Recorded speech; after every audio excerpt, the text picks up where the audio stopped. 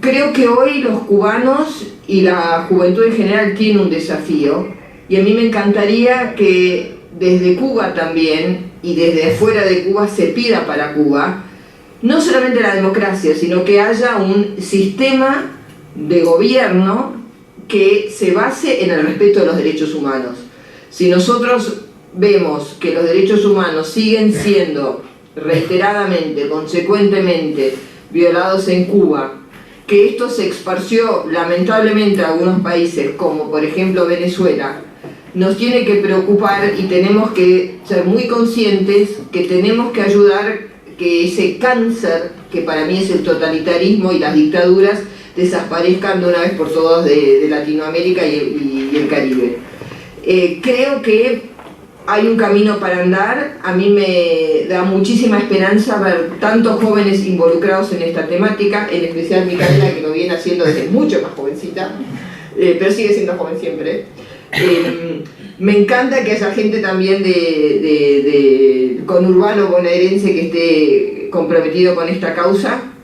Sé que del interior de nuestro país también hay gente, y muchos jóvenes que les preocupa esto, pero lo que sí creo que falta es que las personas que tienen hoy en día poder de decisión y que pueden alzar la voz y que son escuchados, se involucren con la temática de Cuba, con la temática de Venezuela y que alcen la voz.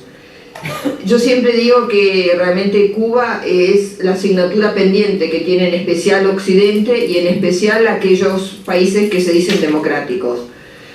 Nosotros, por suerte en Argentina, ustedes saben, la semana pasada pudimos tener nuevamente uno de los nietos, uno quizás de los más deseados públicamente, que es el Guido o Ignacio, el nieto de la abuela Carlotto.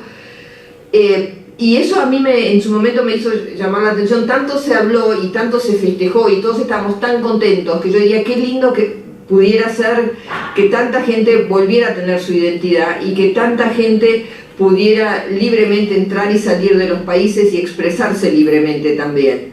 Así que mi desafío hoy para todos es tratar de ver cómo podemos hacer o qué estrategia podemos definir para que las violaciones de los derechos humanos en diferentes países sigan siendo tema internacional y sigan siendo temas de que de forma consecuente se deben ir denunciando, pero a su vez también tratando de buscar soluciones. Así que bueno, espero que en la jornada de hoy puedan sacar algunas cosas también productivas. Cuenten con nosotros, cuando digo nosotros, ya los mayores. Yo ya tengo 50 años, así que yo soy prepami, como digo a veces. Cuenten con nosotros, que nosotros estamos para apoyarlos, pero la realidad, ahora el desafío también está en ustedes de gestionar y de producir cosas y cambios que nosotros tengan lo descontado. Los que realmente creemos en la democracia y los que realmente creemos en los derechos humanos los vamos a seguir apoyando. Así que bueno, muchísimas gracias, Mica, y dejo abierta la jornada. Hablamos de distintos jóvenes que participan en distintos partidos políticos, en organizaciones de la sociedad civil, mostrando sus experiencias a nivel nacional y otros a nivel internacional, de experiencias de solidaridad, de por qué debemos ser solidarios hacia otros países de la región. Este evento lo organizamos con la Red Latinoamericana de Jóvenes por la Democracia en Cuba, y los que somos miembros siempre decimos: defender la democracia en otro país es defender la democracia en nuestro propio país. No podemos dejar que nuestros gobernantes reconozcan como democracia lo que no es. Es lisa y llanamente una dictadura, hace más de 55 años. A los jóvenes idealistas, socialistas, comunistas de la región, que tanto podría mencionar a Camila Vallejo, tan famosa por su belleza y por su protagonismo político en Chile, que les gusta recordar lo que es la figura de Fidel Castro y se abrazan con dictadores. Yo apuesto que esa persona, si Camila, viviera, sufriera la opresión y el control de la dictadura cubana en Chile, estaría luchando contra Castro en vez de abrazarlo, ¿no? Entonces, son jóvenes que se dejan engañar con el discurso del romanticismo de la Revolución Cubana. Y se olvidan que Castro sí llegó al poder en Cuba para derrocar a un dictador, que fue Batista, pero se convirtió en otro dictador. Y esa parte de la historia se olvida. Una vergüenza que sigamos hablando de estos temas, es una vergüenza que se permite una dictadura, en la última dictadura que queda en América Latina. No creo que haya ningún tipo de justificación económica, política, social que avale una dictadura, ¿tá? Me parece, por supuesto, mi opinión, a párrafo aparte, asterisco, no siempre es compartida por los miembros de mi partido, es una opinión personal, pero creo que bueno, la juventud, en la juventud es probable que esté la respuesta a estos cambios, y va a ser una cuestión, creo que los mismos cubanos tienen que resolver, y creo que lo van a resolver. Es una cuestión para mí de tiempo. Bien llegué, las escuchaba a Mica y a Cornelia, y la verdad es que prefiero empezar por el final, o prefiero tratar de usar poco de lo que había pensado en compartir durante estos minutos, que prometo que van a ser 15 y no más. Lo primero que se me venía a la mente es que, si bien yo pensé en estos minutos en hablar acerca de cuál es nuestro rol como generación en la renovación dirigencial en la Argentina y en la renovación de los partidos políticos en la Argentina, y en qué medida el recambio generacional puede ayudar a fortalecer el sistema de partidos políticos en nuestro país, recordé mi experiencia principalmente en Cuba, pero también en Venezuela. Tuve la oportunidad de viajar a Cuba y también de viajar en calidad de observador electoral a Venezuela. Y la verdad es que primero quiero renovar mi agradecimiento y mis felicitaciones tanto a Mica como a la red, y extenderla también a Cadal, que en algún punto fue quien me permitió viajar a Cuba en su momento.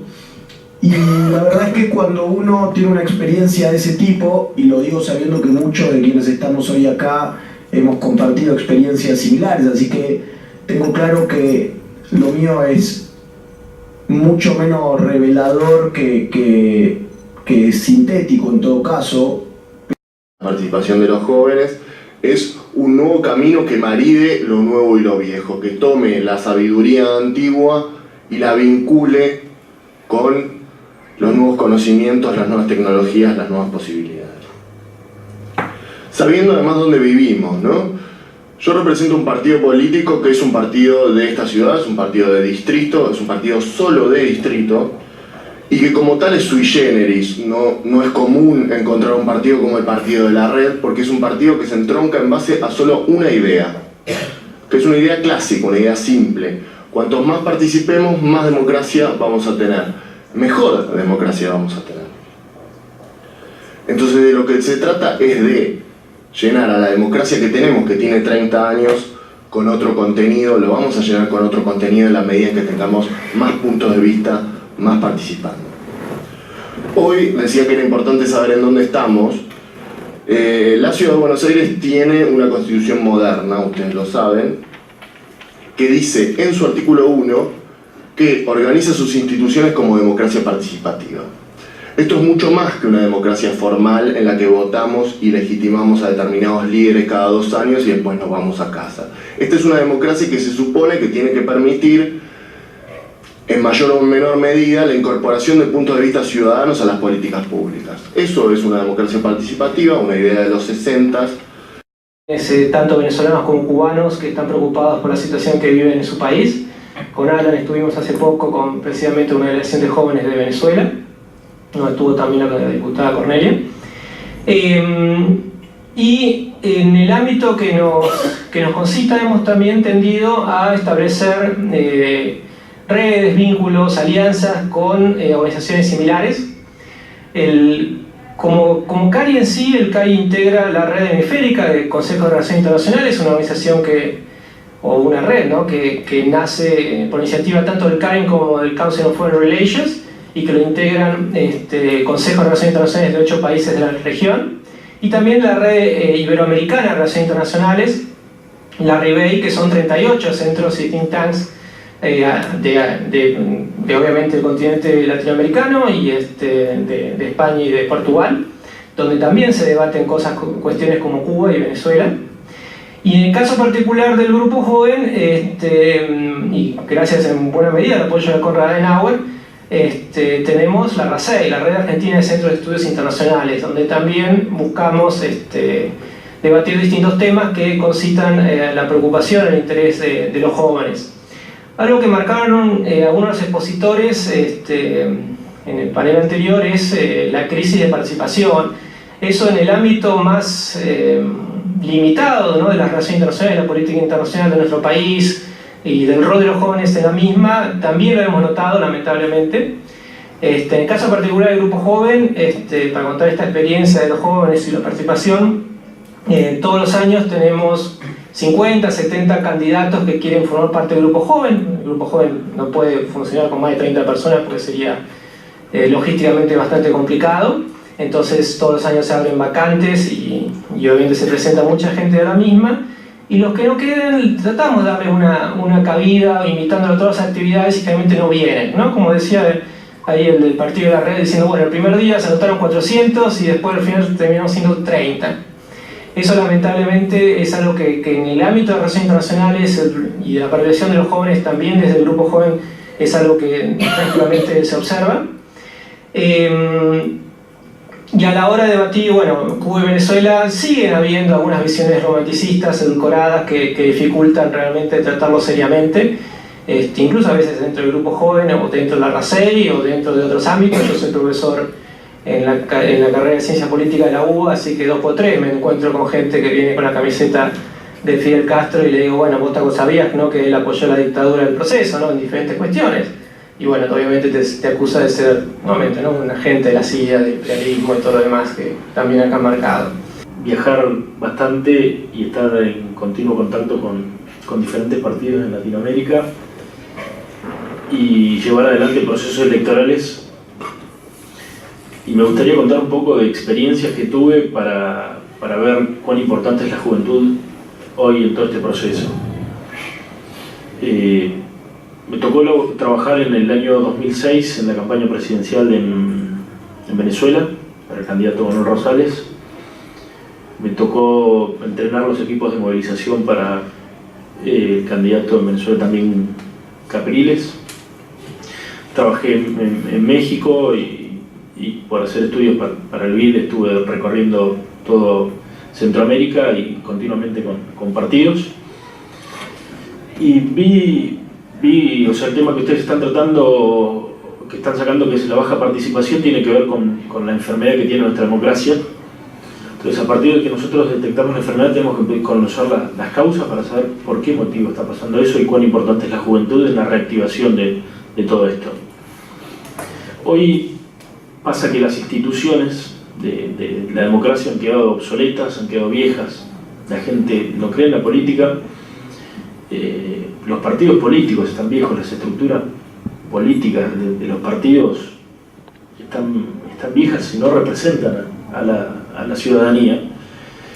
Y acá tenemos que entender que empiezan a aparecer nuevas herramientas, nuevos medios de comunicación y nuevas formas de participación. Entonces nosotros al detectar estas situaciones que se presentan como jóvenes tenemos que empezar a ver cómo podemos reactivar los procesos. Tenemos una responsabilidad muy grande porque somos jóvenes comprometidos. El tema de jóvenes me incomoda un poco porque las canas ya me están complicando la existencia, ¿no? Bueno, la juventud es un estado del espíritu. Bueno, prometo teñirme el pelo para la próxima. Pero bueno, la verdad es que en todos los países se presentan situaciones particulares. Latinoamérica tiene casos donde la democracia cada vez cae más. Y otros países donde empieza a fortalecerse, vienen las elecciones, son procesos muy cíclicos. Creo que los dos más preocupantes hoy sí son Cuba y Venezuela, pero esos son los extremos. En el medio están todos nuestros países que están pasando las mismas situaciones. Y no porque vayamos a sistemas dictatoriales, en absoluto. Nuestra democracia va a seguir existiendo, pero cada vez los compromisos son menores, cada vez la gente participa menos. Entonces ahí es donde nosotros... La política cívica de la mano y a partir de inspiración de Sergio Berman, y en esa instancia también después di un paso más y hoy tengo de alguna manera mi participación en la sociedad civil a través de Argentina Ciudadana y mi participación política a través de El PRO.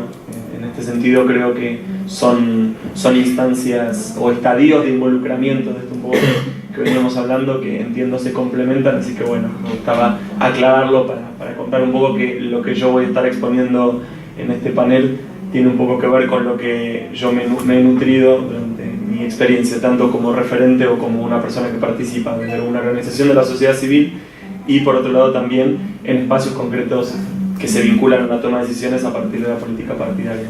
Justo Fede, las últimas palabras de Fede me daban el pie ideal para empezar a plantear algunos puntos que tienen que ver con esto, con el valor de la democracia y el valor de fortalecer la democracia. Creo que es algo que trasciende las fronteras, trasciende una frontera nacional y requiere en primera medida de tener una sociedad civil que pase de ser un habitante a ser un ciudadano, es decir, pasar de la inactividad o la pasividad de votar, un poco cosas que se decían también en el panel anterior, ¿no? Estar una vez cada 2 años vinculados o que haya un desapego muy fuerte entre lo que es la política partidaria y la ciudadanía, y en este sentido creo que el primer punto es empezar a volver a generar canales y puentes de diálogo entre los que toman las decisiones, entre los representantes y los representados.